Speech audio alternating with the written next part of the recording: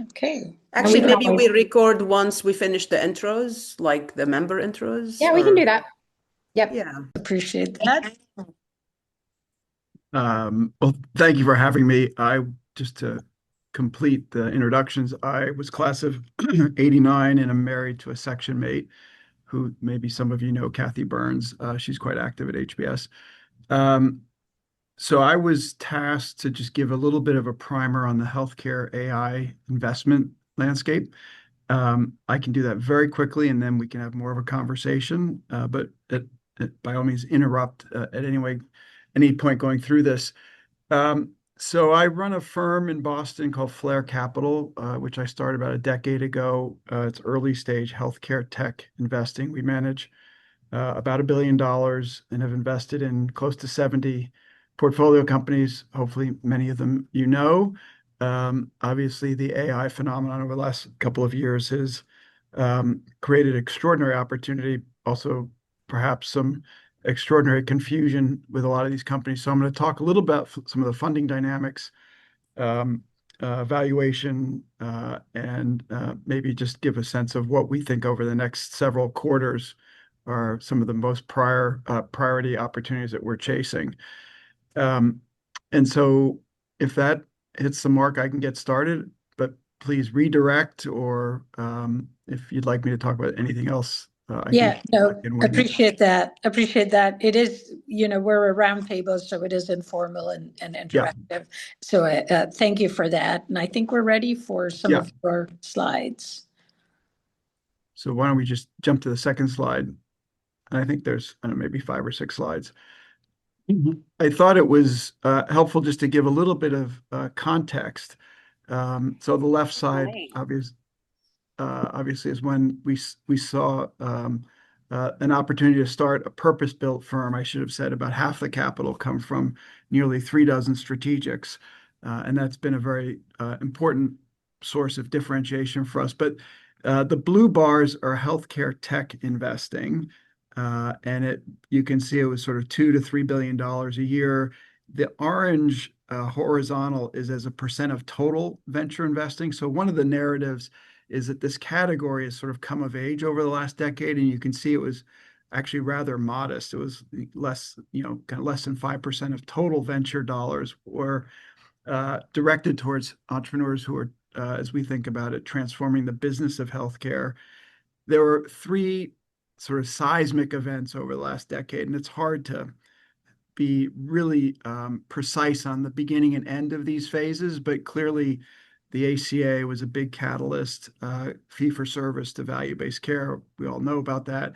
That put a lot of pressure on the system 8, 10 years ago. The level of activity effectively doubled, but it was still kind of mid-single-digit percents. The white, and I'm sorry, it doesn't render perfectly well, but the white numbers in the blue bars are the number of new companies created that year. And that has actually become a really important marker, we think, for the kind of the health and vibrancy of the category. Running into COVID, there were a couple of years in the late teens where a lot of the early investment activity was now starting to show real performance. And I would interject, there are two milestones that we try and solve for. And one is a cost reduction or revenue enhancement within one budget cycle. And that's relatively easy to measure. The key there is attribution. But you need a couple of years as an entrepreneur with your startup to be able to tell that narrative with data. The other milestone is harder to measure and takes, frankly, more time, and it's more around an outcomes narrative. Those two aren't always applicable to every one of our portfolio companies, but the ability to tell a story around that your product and service actually has impact and can drive important outcomes, however you measure those outcomes. And that, for us, we think that may take 3, 4, 5 years. But at the end of the teens decade, you started to see some of the early investment activity be able to point to real successes. They were driving down costs, or they were improving revenue, but importantly, there was an outcomes narrative. And then kind of the second phase was very intense, was around COVID, which was a massive accelerant for technology adoption. We all lived through that. The hangover of that, I think we're just now beginning to come out of. But the level of activity spiked close to $30 billion, up from when we started $2 or $3 billion. So clearly the category kind of very quickly came of age.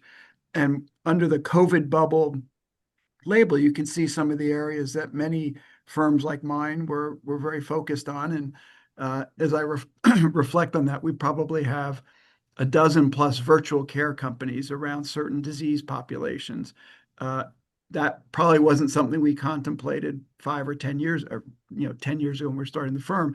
But COVID really accelerated a lot of these novel delivery models. And then the post-COVID hangover is now being driven or eclipsed by the AI enthusiasm, and it's profound. It's easy to kind of roll your eyes because we talk about AI all day long, but we're seeing in our AI native companies real economic value creation. And so you could almost overlay the Gartner hype cycle curve. It looks like we're in this now kind of long extended period of sustainable recovery. Pace is now running towards $13 to $15 billion. That feels, as an investor, that can be absorbed by the system. As a percent of total venture, it's still pretty modest. I think that's a little misleading given some of the extraordinary financings with companies like Anthropic and OpenAI that are being called venture investments, which, frankly, I think any other definition wouldn't treat those as venture investments. When OpenAI is raising $100 billion or $20 billion rounds, that doesn't feel venture-like. But the key, again, the key metric that we look hard at is the number of companies. And in large part, there is just a limited pool of great entrepreneurial talent. And so I think what we saw in 21, 22 is we spread a finite pool of talent across, frankly, probably too many companies. And so we're now in this kind of awkward period where valuations are pretty elevated, frankly, maybe even frothy, for companies that look very much of a complete story. The team is complete and relevant to what they're trying to do. There's enough proof of principle that there's some attractive revenue streams been created. And any of the companies that don't check those boxes are now finding it to be a very hostile environment. So, and I'll talk about that in just a minute. But it feels like we're kind of the knee of the curve and things should be more normalized. But underneath kind of the surface, it feels very bifurcated now. Good companies that check boxes are raising a lot of capital at high prices, and companies that are incomplete or deficient in any of those criteria are really struggling to raise capital. And so it's kind of a tale of two cities. Anyway, so that's the context. Coincidentally, all of the core funds that I raised kind of line up with those phases. I raised last year an AI automation fund. Everybody was doing it, so I thought we should do it.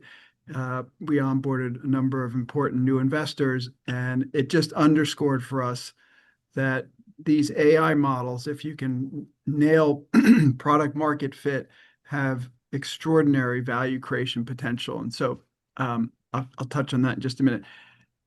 Alexei, we just jump to the next slide. I promise it goes faster now.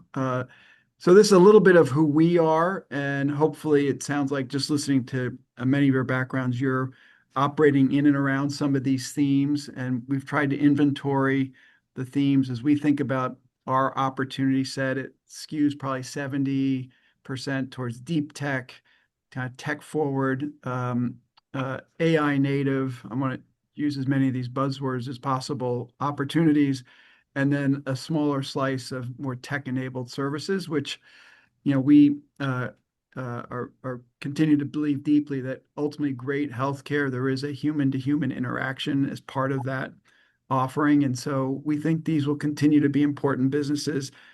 Frankly, they're quite out of favor right now, which has been a little bit of a problem for many of our early stage companies getting the attention from either strategic partners or later stage investors. But our thinking around the services opportunity is to organize around very readily identifiable sort of subpopulations that are expensive, poorly managed today. And so you'll see in our portfolio companies around, in no particular order, suicide ideation or kidney care or GI care. We have several behavioral health companies. So we like that more narrow but deep clinical offering.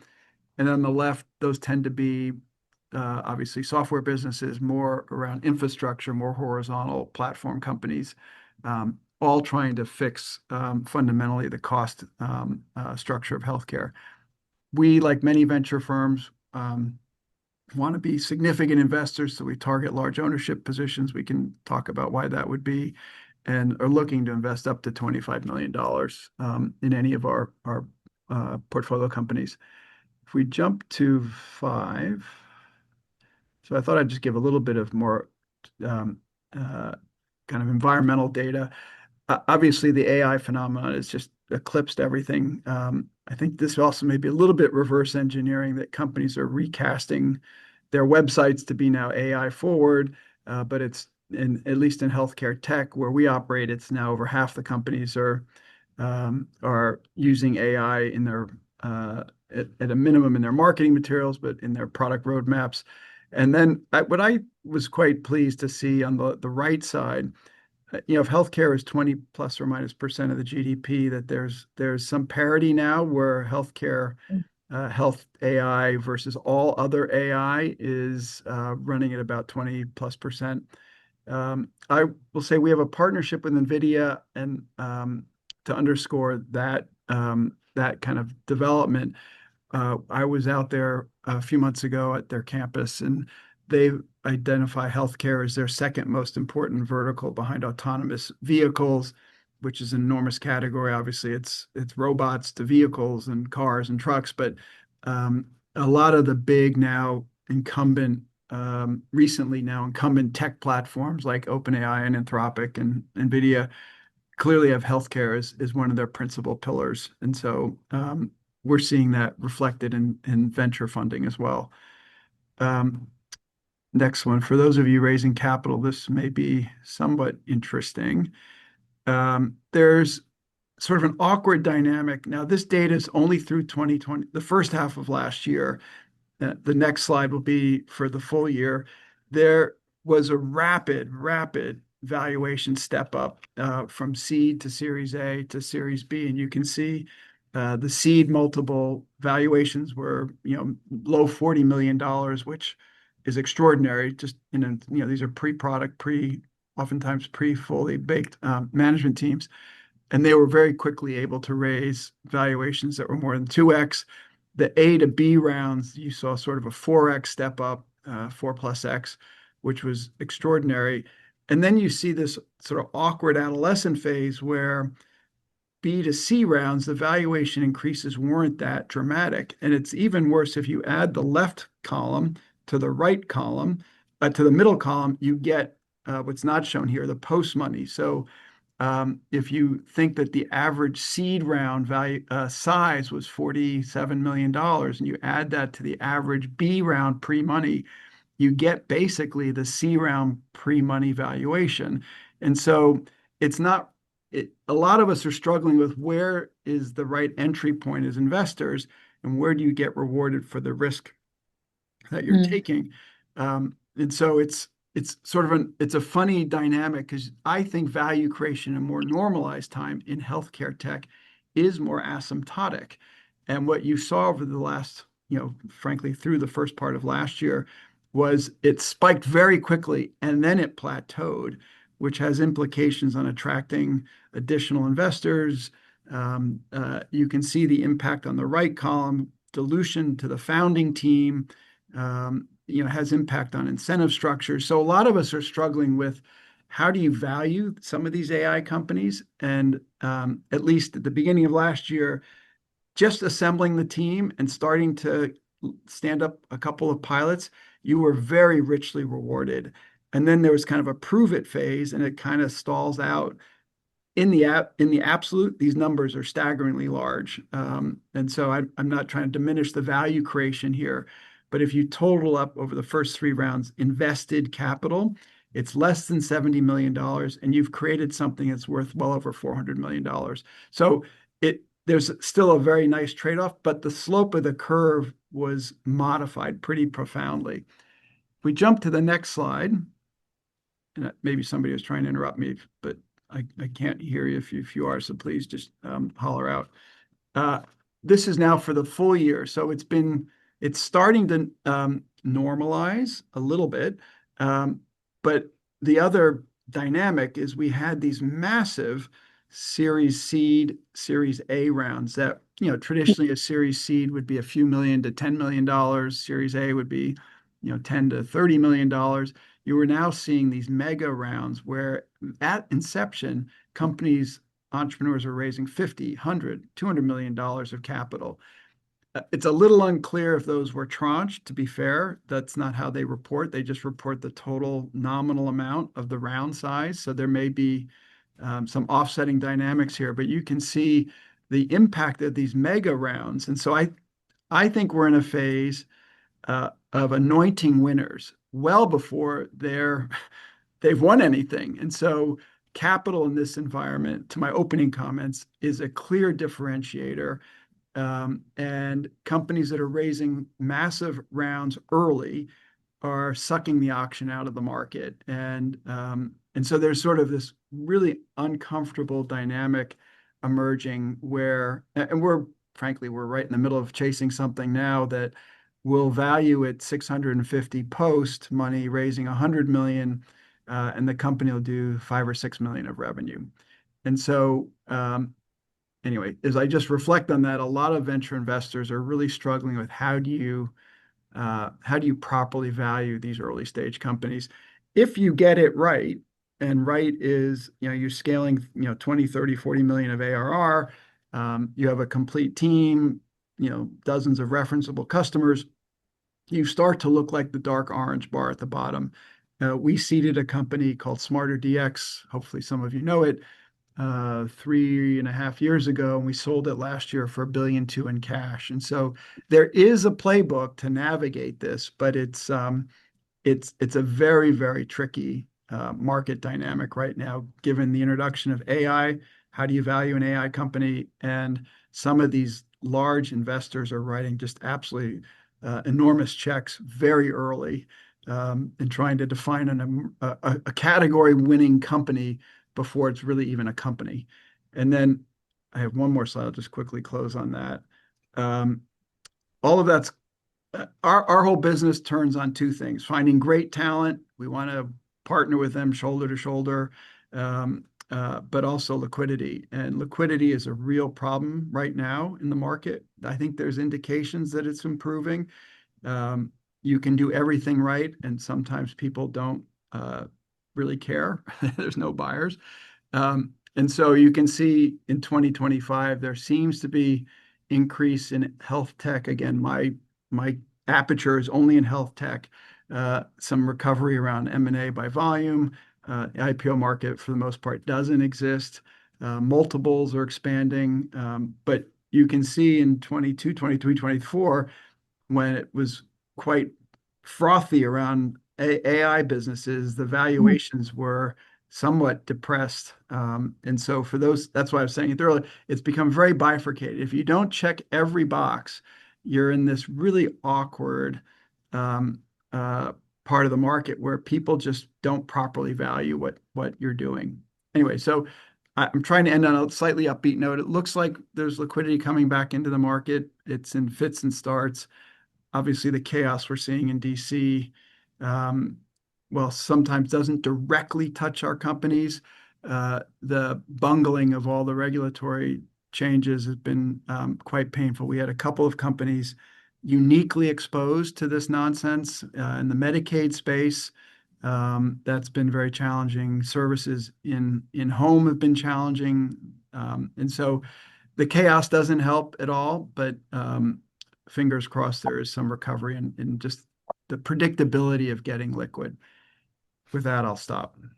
So, Greeley, I don't know if that hits the mark or not. Oh, my goodness. It absolutely does, with such great data. Really, really appreciate it. When you were talking about the early companies that were getting crazy valuations. It did remind me, I have to say, I was in doing M&A during the internet boom and bust. And I remember getting business plans that were extremely poorly written, and they were asking for, $20 million valuations on that. And it was crazy. And it sort of feels like that. So I guess my first question to you is, and to help those of us around the table, how do you sort out something that's in the hype versus something that's real? You obviously mentioned some metrics that are a little bit further along in terms of ARR, number of customers, et cetera, proof of concept having been delivered. But at the early stage, what are you looking at? Because you do seed and rounds and even A. So what are you looking for at that stage? These will sound relatively generic, so I'll be brief. But we like founding teams. This is at the earliest stage where there's sort of a two-headed monster. There's somebody who's deeply commercial and really intuits the what we call voice of the customer. And so they've either been in the system and they've stepped out because they've seen the flaws, the cracks in the system, and that person partnered up with somebody who's deeply technical, particularly in this environment. And those, obviously there are other components to it. If it's a services model, somebody who's has really good instincts around clinical and what the care model needs to be. But we do like that kind of founding team profile. I'd flagged at the beginning, I was very deliberate in how we built the LP base, our investor base. We have 18, we think, leading hospital systems around the country. The two big retailers, the largest device company, largest lab company, Pfizer, Amgen, several big health insurers. So we also, when we get excited about something, we try and find an executive who has a budget to solve that problem that startup is hoping to bring to market. And so we are looking for signal from this set of relationships that we have. Obviously, we're not just constrained to those 30 plus companies, but if you can get through those two knotholes, and those are more often than not, you can get through those. It's then the valuation debate, and entrepreneurs, to their great credit, point to the outliers for how to value a company, when the kind of great unwashed set of companies are valued more modestly. But there's clearly a premium attached to technical teams that have an aura about them, and that sounds so straightforward. And so last year we had 1,108 companies come into our funnel to be considered, and we made, if you squint, we made 6 core investments. And the attributes of those 6 teams, those teams have those 2 deep competencies. Somebody who has voice of the customer. They tend to be, frankly, slightly older. I think this is a category for somebody in college trying to do a startup. It's a challenge because you don't even know the acronyms. And somebody who comes from, a really reputable tech lab or, other startup. On our advisory board, we have the recently hired head of healthcare for Anthropic. I couldn't imagine having a founding team that wasn't fluent in what Anthropic is doing right now. I couldn't do it. One of the emerging anxieties some of us have are there companies we invested in 4 years ago that were pre-AI that are now at risk of being obsolete, where we thought they were cutting edge. And so we're, I think all of us, not just my firm, but we're scrambling to how do you infuse AI fluency in all your companies. And we are in this, you cited the .com, or there was a window for a couple of years where firms were raising dedicated internet funds. I mean, that seems so silly to say today. And there are firms like ours, we raised a dedicated AI fund last year. I think in a year or two from now, it's just table stakes. Nobody talks about it as a discrete thing. It's just how companies are built. but today, to have a founding team doesn't have that kind of AI pedigree is quite problematic because of what they're building. JP Morgan, I think Deborah, I saw you at JP Morgan. I went behind the four walls at Anthropic for a couple hours and got an insight into what they were building. It's profoundly exciting, scary. We saw all the stocks and the software stocks last week trade off 20+%. There's real novel capabilities coming that our founding teams need to have an understanding of. But so let me push on that lane for a second. So with new applications being developed by the LLMs, Anthropic in health, OpenAI in health, read your lab reports, your personal health records. I'm questioning how much of that application layer that sits on top of LLMs. So all these startups, companies that are doing regulatory documentation, for example, to pick an easy use case. Whether the LLMs themselves will create models that can develop that, and what does that bode for those types of startups? So I'm just curious as to your thoughts on that. Yeah, I have a different answer based on the probably the time of day or the day of the week. And we just invested in something called Peer AI, which is doing exactly that. It feels that the more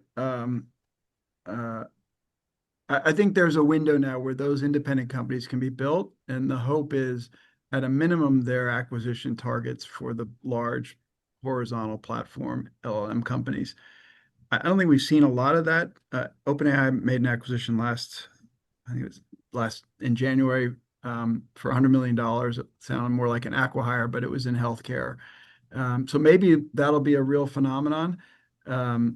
But I don't have a great answer, because I think that's one of our principal risks, that you start something that is either on the Epic roadmap or is on the Anthropic roadmap, and it very quickly becomes roadkill. Yeah. Perfectly graphic. Yeah. I mean, I think, to use the Epic example, they are definitely not allowing competitors into that ecosystem and creating, their AI products. They had the partnership with Nuance with Microsoft for ambient listening. Now they've created their own. So I think that's a great. So this bifurcation, I think, for those in the startup world, and there are a lot of women entrepreneurs now in the startup world, and I'm wondering, as both of us are maybe relatively old hands here, like, any guidance that you can give. It's been a hard road. So let me just start by saying it's been a hard road for women entrepreneurs anyways. Things are changing, thank goodness. I think women's health, for example, is becoming a much bigger category, which is great news. But it's still, I feel like the women are in this wave, the entrepreneurs are in this wave, and with expectations of what VC and investments were like a few years ago, and now the whole way things are valued, things are invested, changing. I mean, who'd ever heard of trillion-dollar compensation packages and billions, hundreds of billions in VC investment, as you well said? So I'm just wondering if, like, we're finally coming into our own. What kind of guidance can you give us? Us being women entrepreneurs in healthcare? Us being women entrepreneurs in this, sort of finally beginning to feel comfortable around this, and yet finding that the what's the right word? The system has changed, and we're working kind of in an older system, with all the understanding of the older system, and not really understanding this new system. Does that make sense? Yeah, I think so. Well, any advice I would offer up, to any of our entrepreneurs, which is uh, surround yourself with a deeply relevant team, gender aside. And that's why I said earlier that the teams that have an obvious gap are so penalized right now. Investors just don't engage. And so be really thoughtful about who you surround yourself with. I think there's real power in relevant advisory boards. They are at the risk of looking like window dressing, but if you had and we counsel our companies to have a clinical advisory board, but really a commercial advisory board, because the risk we take is 95% of the time is product market fit. And so just think deeply about how can you extend your reach, your network through a really relevant commercial advisory board, or and then I don't know. In all of our term sheets, we insist that our companies have independent directors. We think that's the right thing for the companies. Um, I'm a big fan of having independent technical directors on these boards. Those are hard people to recruit because they're being asked by a lot of companies. Um, um, I think it'd be too convenient to say your audience should focus on women's health issues. I think that's nonsense, because no. there are a lot of issues in healthcare that need addressing by smart people, gender aside.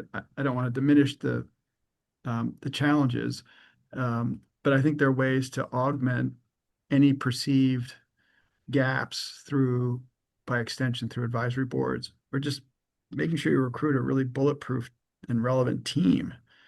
So I don't know if I have a good answer for you. Well, it's the start of certainly a very good answer, and I think we've got about 20 minutes or so. So let me open it up for questions. So feel free to unmute or raise your hand. Oh, Deborah, it looks like you have a question. Yes. Michael has been so enormously helpful. I have a question. You mentioned the two different groupings, and one of them where it tends to be narrow and deep. And there's so many health issues requiring help. And they can be improved with AI, but it may not be as integral to some of the solutions for treatments, for behavioral health, for all of these things. So, are these companies now going to essentially have a really difficult time? And particularly when you've got these wild valuations, are we in another cycle where, unless you can project billions within a few years, what would still be a successful, good business is just not going to be looked at? So I'm asking about the crazy valuations for smaller businesses, as well as ones where AI is not the main part of it. Yeah, so the AI, where it's not the main part of it, I take by that more around the services, the tech service businesses. And there's two broad vectors, at least how in our simple framing, for AI, which where it has impact is clinical and administrative. We're gravitating clearly at this point in the cycle towards administrative. So we've deconstructed at pharma, at the providers, at payers, the myriad workflows that they have that are labor intensive, and just frankly rote tasks. And so we tried to size them. We've tried to say near medium term opportunities. And so that's informed how we proactively look for startups. And so one of the themes this year, we have a firm webinar, I think on March 3rd, that goes through our 4 top themes, is around supply chain. And we think there's just dramatic opportunities in supply chain. On the clinical side, as it gets closer and closer to patients, we have our anxiety spikes. And so we think it can be a nice adjunct, but an ethos of the firm is great healthcare is ultimately human to human. And so just think about building infrastructure around the two humans involved in that and support that interaction. But a lot of the low acuity interactions can be offloaded, and but it's our primary focus right now is administrative workflows and kind of re-architecting administrative workflows. It's a terrific question. It feels inevitable in 10 years from now that maybe the doctor is somebody you see very infrequently, but I don't think that's something that's not our model today. It's I will say that there's sort of a truism. If the clinical model has a 30% gross margin, that's a decidedly bad business. If it has a 55% gross margin, that's a good to great business. And that delta is going to be attacked by AI. And so we think that's where you'll see more marginal services businesses become more interesting as investment platforms if you can take out a lot of that cost. And so we think deeply about clinical gross margin in those businesses. Thank you. Lillian, did you have a question? Yes, thanks. Yes, Michael, thank you. Great data and remarks. You talked about the COVID wave, which spurred a lot of innovation, and then now we're into the AI phase, and you talk a little bit about the turmoil in Washington. And I'm trying to sort of put a positive spin on that. I mean, $1 trillion is going to be taken out of Medicaid over the next few years.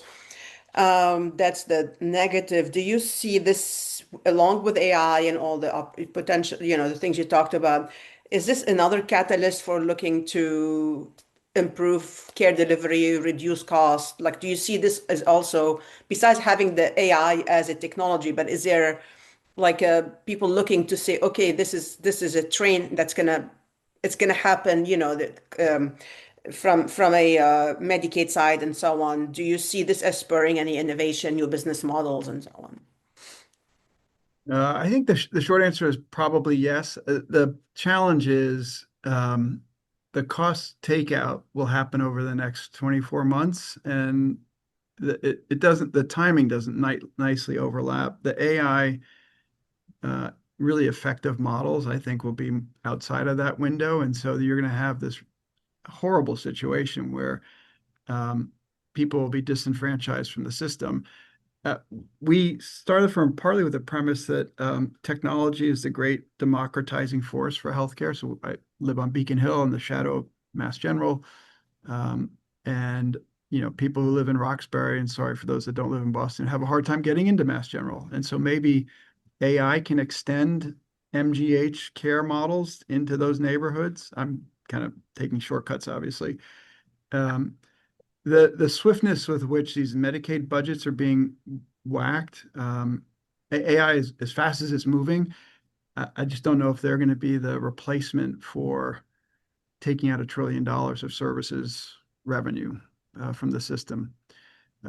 We had a terrific company serving Black and Brown maternal health mothers, obviously. It was a passion project of mine for 3 years. We finally got the model working, and last summer with the new budget, big beautiful bill, the company is in really, really tough shape. And that's a business that should absolutely exist. Black and brown mortality rates are horrible, 3x the general population. I mean, so like it was such an obvious opportunity, and if the budgets don't exist, they don't exist. So I couldn't reach for something off the AI shelf to help that care model. It was very labor intensive. It was doulas in market, in home. And we worked for 3 years to develop a clinical model where it was the right licensed provider, so the cost structure made sense, and then the budget goes away. Yeah. There wasn't an AI solution to replace that. Thank you for that. Allison, did you have a question? I thought you had raised your hands. Just checking. Not at this time, thanks. I'm enjoying the Q&A. Oh, this is amazing. and maternal mortality is so preventable. So I'm also an advisor for the new venture competition, have been for a few years, Michael. And just interestingly now seeing some hybrid models between tech and humans kind of closing. In one instance, I was looking at mental health. So I'm curious if you're seeing a lot of that on the services side.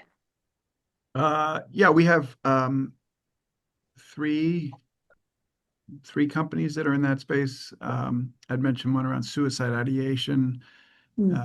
Obviously, an acute issue. We have two, actually four. We have two that are pediatric behavioral health, and then with Humana, I helped start a company called Author Health, which is in the SMI, serious mental illness space, for their population, the Medicare Advantage population. We see really exciting impact data, and because you can identify those populations, and you can just treat them in a hybrid, virtual in-person modality very differently. So what we're tracking carefully there is acquisition rates.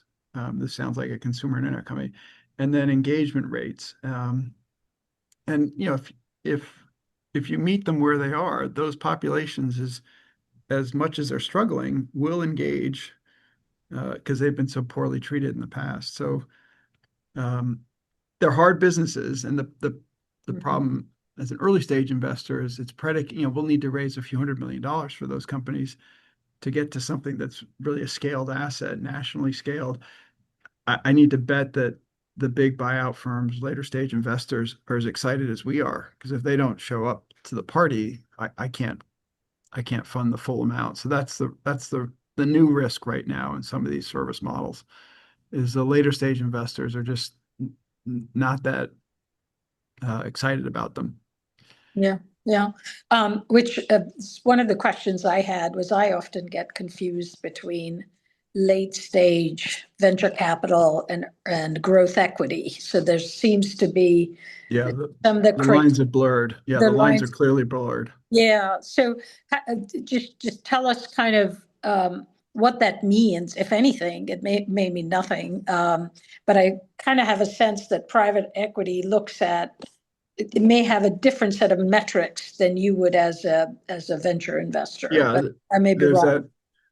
I've used this phrase a couple of times now. Sorry, this awkward adolescent phase where we value companies, which is a silly way to value them, as a multiple of revenue, and it goes against all of my HBS training.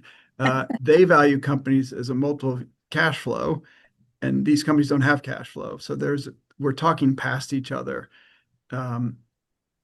There has been a recent phenomenon over the last several quarters where the private equity firms have big platform portfolio companies that have become very acquisitive, looking at our portfolios for tech capabilities to inject into their now at risk of being legacy portfolio companies. So we're seeing a lot of activity there. We sold this company I mentioned earlier for $1.2 billion and one for $400 million to a private equity-backed platform company. The other problem with our category is the number of strategic buyers, like public company buyers. It's a few dozen, maybe it's 3 or 4 dozen. It's not 400 companies.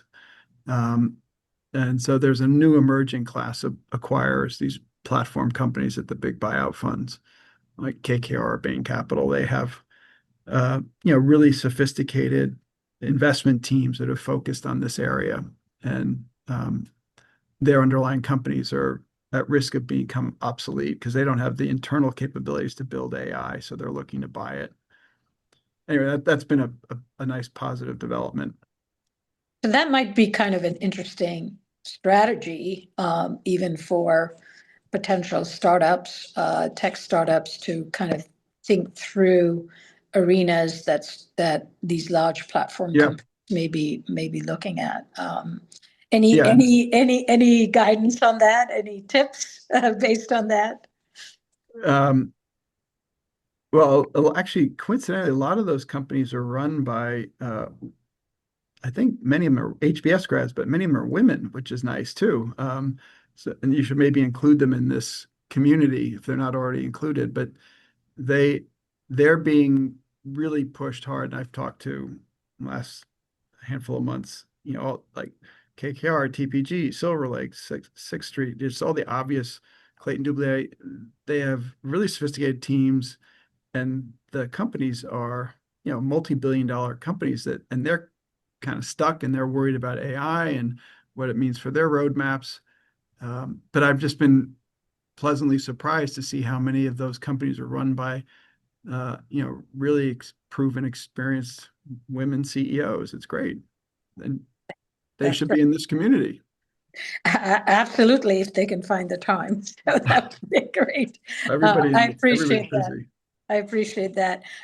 Any other questions? I just want to make sure that I'm not. No, I had a kind of quick question that builds on some of that. So, about if you have companies that are at a kind of either an earlier stage or sort of a smaller stage of needing capital, I mean, do you see opportunities for helping startups kind of match their capabilities so that, basically kind of merging into a larger company themselves to then be able to even qualify for some of the financing that, such as Flare or some of the other companies might be seeking to deploy? Yeah, certainly if we're an existing investor, I think it's taken, I know we're at time, but many of my colleagues have never seen a correction. And the younger colleagues say, oh, this is different. I've said, no, I've been through 4 corrections in my career.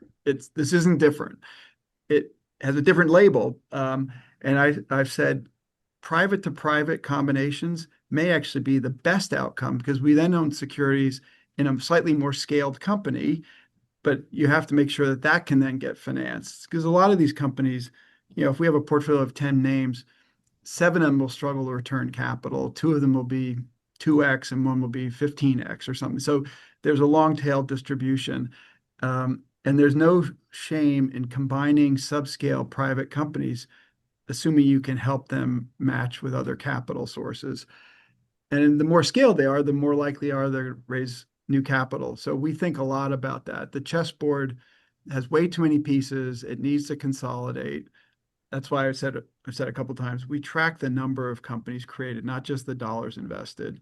Because there's a finite pool of talent. You're spreading it over a lot of companies. If you can aggregate management teams, you can come out with a terrific team that has no deficiencies, and that has a chance of actually going on to be an important company.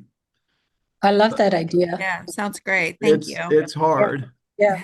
So Kirsten, Nothing is easy. Nothing is Kirsten, easy. we were in the same class. What section were you in? Yeah, so I was in section H. However, I started with 80. I started with 88 because I then went across the river to the Kennedy School. At that time, there was no actual formal joint program, so I had to apply to both schools separately and take a leave of absence from the business school to attend the Kennedy School, and then came back. Well, there is the risk taker. There's the risk taker right there. Wow. Michael, last question. I know we have maybe even a little over time, but how does AI affect your company? Not from an investment perspective, but do you see AI displacing aspects of what you guys do? Yeah, that's a profound question. I won't spend too much time answering it, but we have our annual meeting in 9 weeks, and I'm preparing some materials because it is showing up more than around the edges, but it's starting to affect our decision making. And we're trying to, for instance, upload all of our board decks and our monthly reporting packages and see if there's signal in our underlying portfolio companies, good or bad, much earlier than we would normally see it. So we're trying to eat the dog food or whatever they say, and use these tools. The Kool-Aid. Drink the Kool-Aid. That's probably more palatable. Well, thank you for that. This has been incredible. We really appreciate your. Yeah, I hope it was helpful. But it was very terrific. much. Let me know. Yeah, let me know if thank there's you. any follow-up. All right. Yeah, thank you. Good luck. Really wonderful. Thanks See so you much, guys. everybody. Best wishes. Be well. Take care. And so we're over time, you. so I'll just say thank you, everyone, for attending, and look forward to seeing you all in March. Thanks for putting this together. Great speaker. Yeah, really Yes, helpful. amazing. Take care, guys. Thanks.